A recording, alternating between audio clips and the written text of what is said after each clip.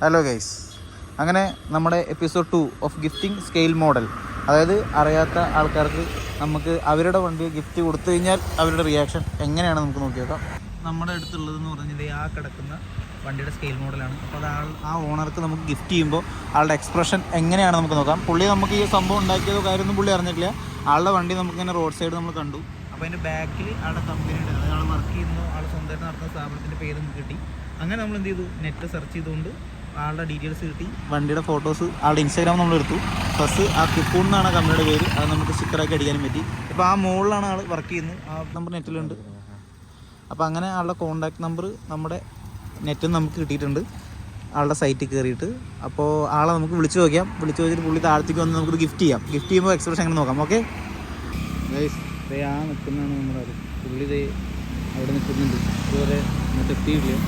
നമ്മൾ സംഭവം ഒന്നും ആൾക്ക് അറിയില്ല. ആളോട് വന്നു കഴിഞ്ഞ് കൊടുക്കുമ്പോൾ പുള്ളിക്ക് അറിയുള്ളൂ. അപ്പോൾ ആളുടെ എക്സൈറ്റ്മെൻറ്റ് നോക്കാം. പുള്ളി ഉറങ്ങായിരുന്നാണ് തോന്നുന്നത്, അതാണ് കുറച്ച് ലേറ്റ് ചെയ്ത് വരാൻ. എന്തേ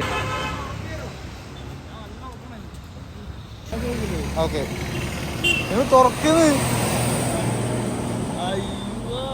ആ നിങ്ങളുടെ പാമ്പ് കോപ്പാണ്, പാമ്പ്.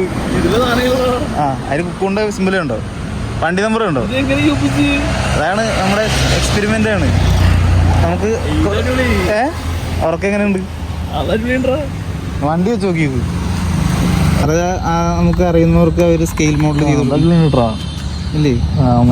കോപ്പ് ഞാൻ വെച്ച് നിങ്ങൾ ഉറക്കും കഴിയോ? കോപ്പ് അല്ലോട് ഞാനെന്ത് സംഭവം മനസ്സിലാണല്ലോ. ഞാൻ എന്തറിയോ ഗൈസ്, അങ്ങനെ നമ്മൾ സാധനം പുള്ളിക്ക് കൊടുത്തു. പുള്ളി ഹാപ്പി ആയിരുന്നു, പുള്ളി ഉറങ്ങിയായിരുന്നു. അതിൻ്റെ ഒരു ടെൻഷനിൽ പുള്ളിക്ക് പെട്ടെന്ന് ചോപ്പ് കണ്ടപ്പോൾ ആൾ പേടിച്ചു.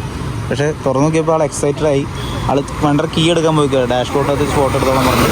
അപ്പോൾ ആളത് കൊണ്ടുവന്ന് ഡാഷ് ബോർഡിനകത്ത് കൂടി ഫോട്ടോ എടുത്ത് സെൻഡ് ചെയ്യാം. ഓക്കെ